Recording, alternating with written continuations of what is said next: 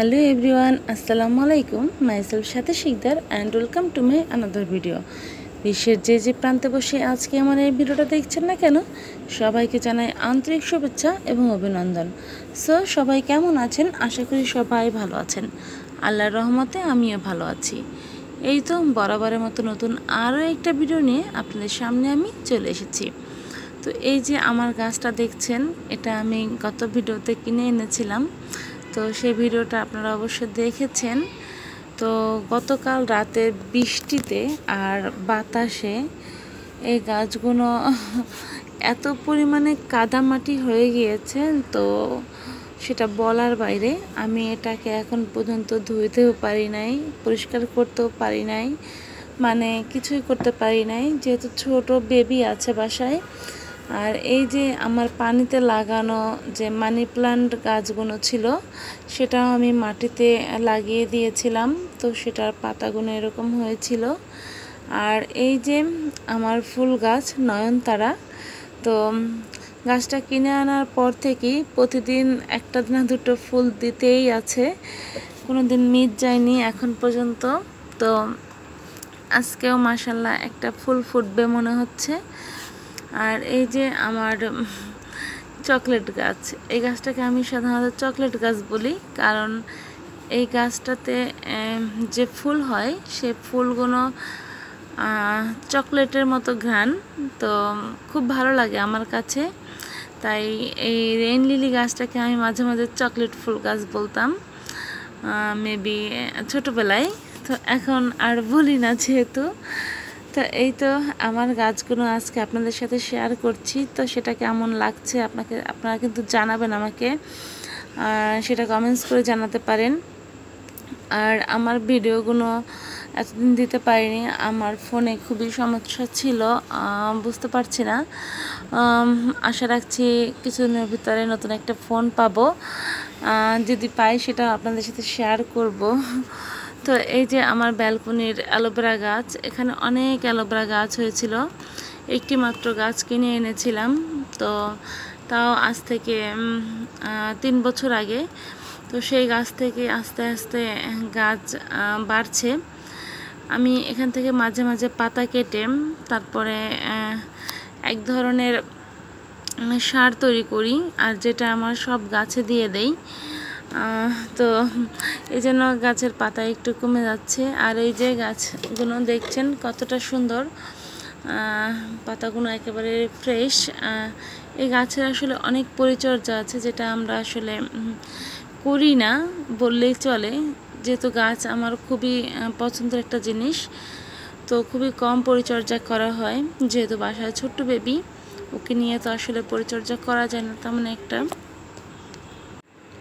তো ইন্টারনেটের তারে আমার ব্যালকনিটা ভরপুর, জানি না দেখতে হয়তো বা একটু খারাপ লাগছে। তো এখানে আমার ওই যে কাঁটাওয়ালা ছোট ছোট ফুল গাছটা ছিল, কালকে বন্যার কারণে আমার একটা টব ভেঙে গিয়েছে। তো এই জন্য কালকে বন্যার সময় গাছটা আমি নিচে নামিয়ে রেখেছি।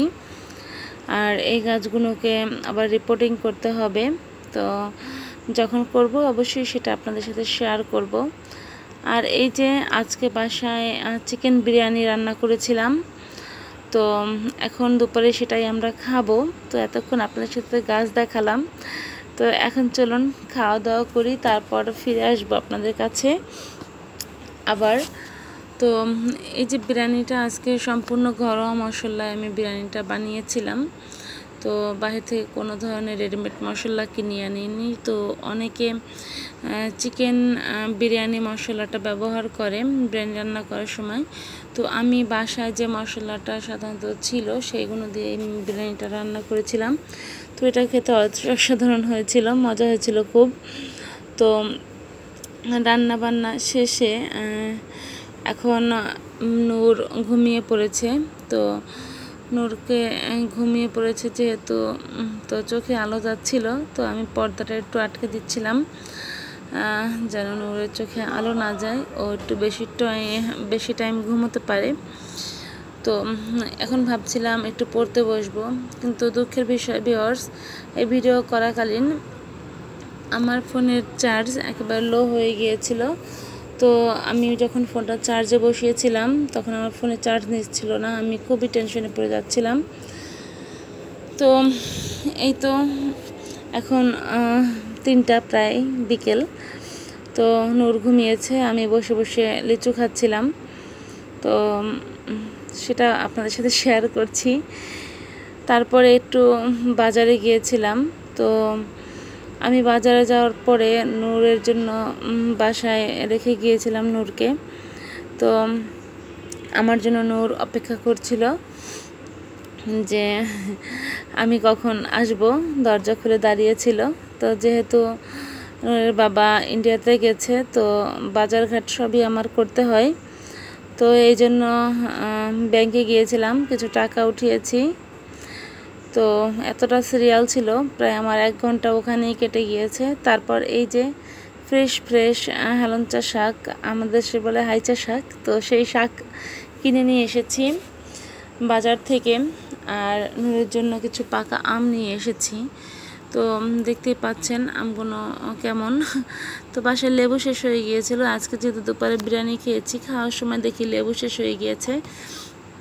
তো বাজার থেকে আসার সময় লেবু নিয়ে এসেছি, একটা কোক নিয়ে এসেছি, আর নূরের জন্য একটা জুস নিয়ে এসেছি।